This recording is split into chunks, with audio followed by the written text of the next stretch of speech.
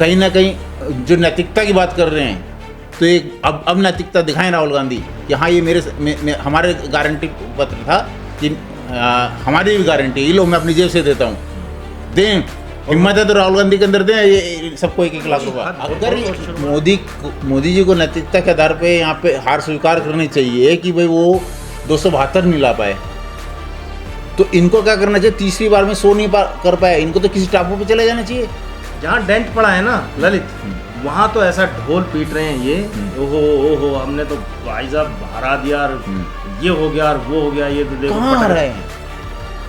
उनका जिक्र नहीं करते कितने राज्यों में क्लीन स्वीप है। 11 स्टेट हैं जहाँ पे कांग्रेस खत्म। सहारनपुर में इमरान मसूद जीता है और उसके बाद जो बोटी करने के लिए कहता था, बोटी वाला, उसके समर्थकों ने सहारनपुर में पूरा हुड़दंग मचाया है। अब वो सहारनपुर के लोगों को पता चला होगा कि तुमने क्या कर दिया। मैं ये कह रहा हूँ सरकार बनाने की तो चलो आप में हिम्मत ताकत है नहीं, नंबर्स नहीं है, आप कह सकते हो। विपक्ष नेता प्रतिपक्ष होने के लिए तो नंबर है आपके पास, दम है तो बन के दिखाओ।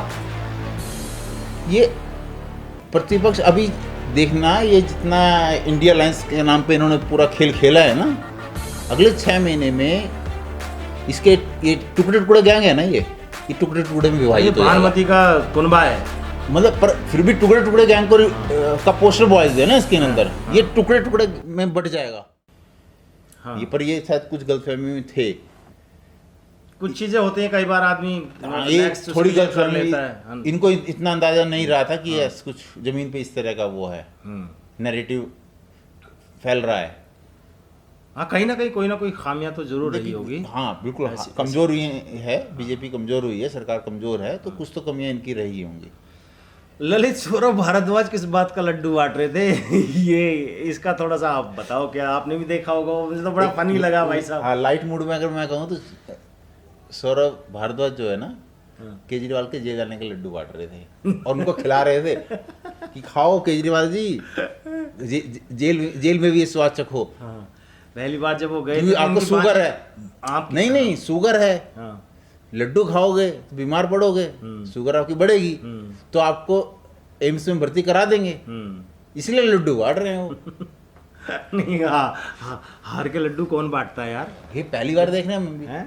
मैं बड़ी हार्ड लाइन आपको बताऊंगा, थोड़ी सी जो है ना, आप सोचिए कई बार जब ये नारे दिए जा रहे थे, जब कांग्रेस ये कह रही थी कि हम असेसमेंट कराएंगे, स्कैनिंग कराएंगे और जिसके पास है ज्यादा उसको लेकर के हम मुस्लिम्स को देंगे, माइनॉरिटी को देंगे, है ना।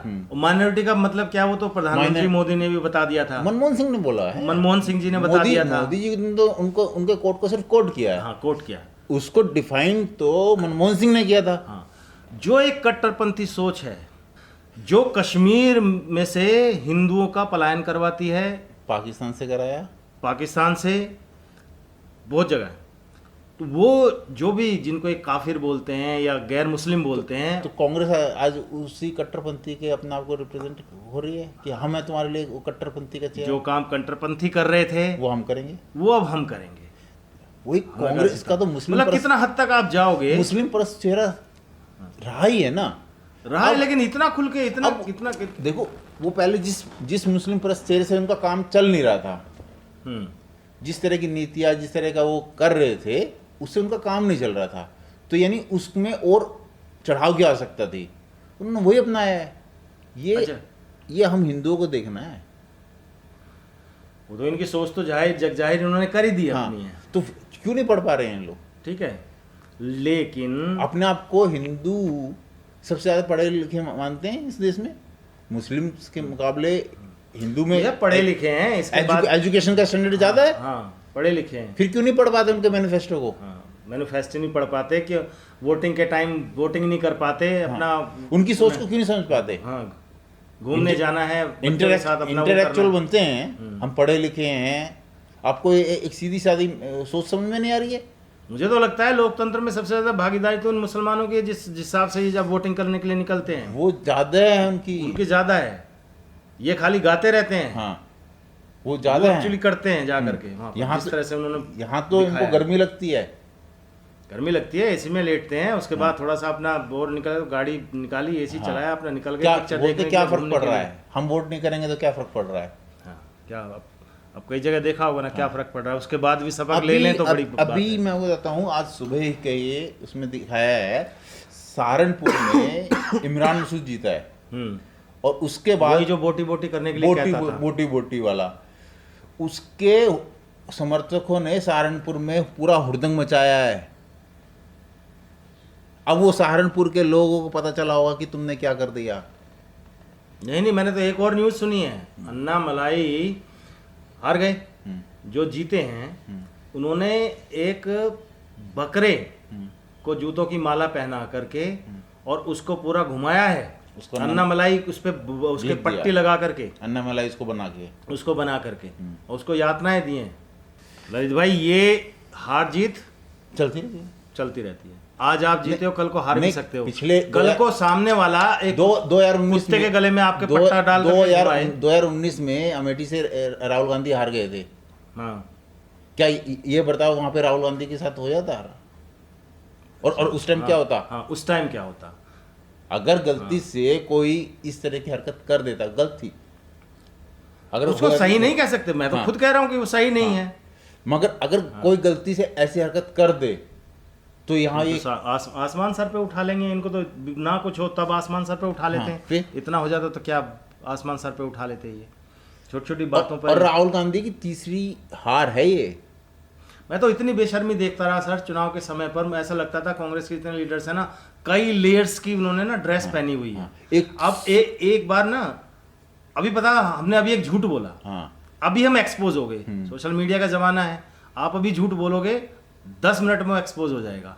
ठीक है, आप एक्सपोज हो गए, आप पहली लेयर उतर गई, आप दूसरी आ गई। हाँ। अब यहाँ झूठ बोलो, ये उतर गई। अब इसकी कितनी लेयर्स में दूसरी आप देखो ना, दूसरी लेयर उतर रही थी तो सैम अंकल आए थे हाँ। बताने की, अरे ये ऐसे नहीं ऐसे था, ऐसे नहीं ऐसे था, तो सैम अंकल का ने 2 बार इनकी वो किया है, बचाव किया। बचाव किया है।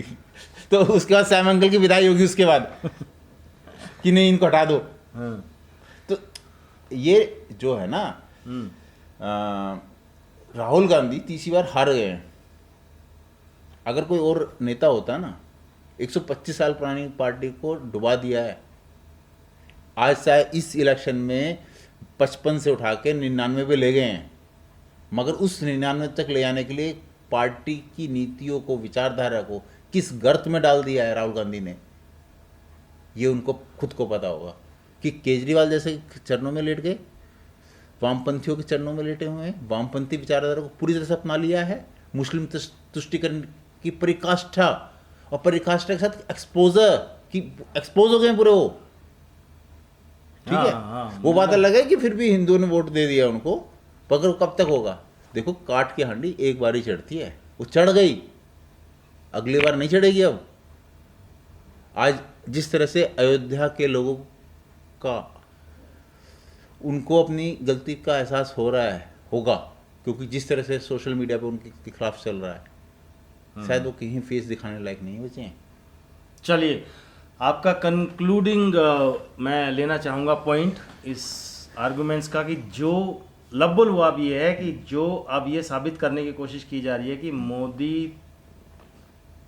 3.0 इतनी, मतलब एक बैसाखी वाली सरकार के साथ कैसे चलाएंगे मोदी।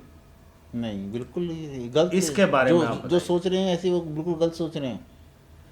मोदी का ये पीरियड, जो थोड़ा बहुत मुझे लगता है जहाँ कुछ डेंट पड़ा है वहाँ से सबक जरूर लिया होगा, उसको दुरुस्त किया जाएगा, दुरुस्त करेंगे, है ना। वो संगठन में मेरे ख्याल से चेंज होगा, संगठन में मुझे लगता है बहुत बड़ा चेंज होने वाला है, चेंज होगा। इनके आईटी सेल में भी बड़ा चेंज होने वाला है।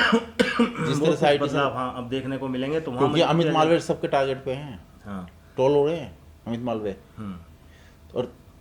और जिस तरह से मोदी जी ने खुद बोला है ना कि ये जो टर्म है,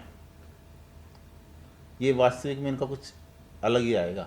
जो लोग ये इस गलतफहमी में हैं, उनकी गलतफहमी जो बहुत जल्द दूर हो जाएगी, क्योंकि वो 100 दिन का जो बनाया हुआ है ना प्रोग्राम, वो अगले 100 दिन में आ जाएगा वास्तविकता पे। तो इनको ज़्यादा इंतजार नहीं करना पड़ेगा। चलिए, बहुत बहुत धन्यवाद, बहुत बहुत शुक्रिया। देखते हैं।